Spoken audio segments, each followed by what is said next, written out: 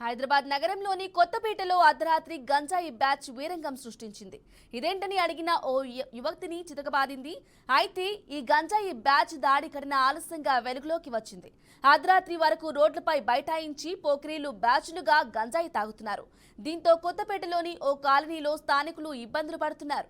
ఈ క్రమంలో తమ ఇంటి ముందు గంజాయి బ్యాచ్ ఉంటే అక్కడి నుంచి వెళ్లాలని ఇంటి యజమాని జనార్దన్ నాయుడు వారితో సర్ది చెప్పాడు.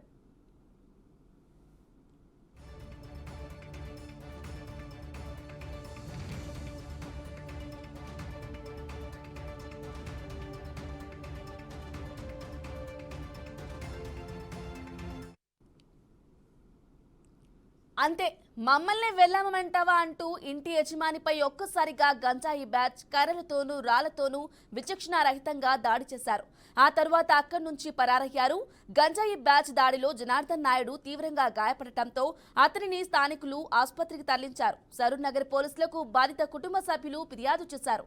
వారి ఫిర్యాదుతో గంజాయి బ్యాచ్ కోసం పోలీసులు గాలిస్తున్నారు.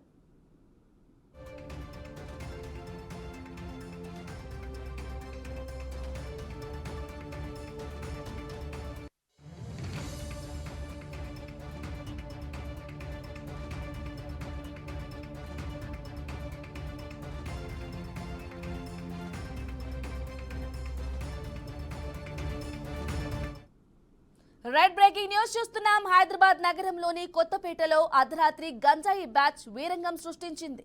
ఇదేంటని అడిగిన ఓ వ్యక్తిని చితకబాదింది.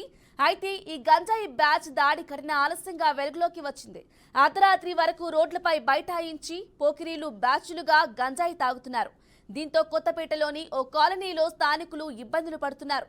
ఈ క్రమంలో తమ ఇంటి ముందు గంజాయి బ్యాచ్ ఉంటే అక్కడి నుంచి వెళ్లాలని ఇంటి యజమాని జనార్దన్ నాయుడు వారితో చెప్పాడు.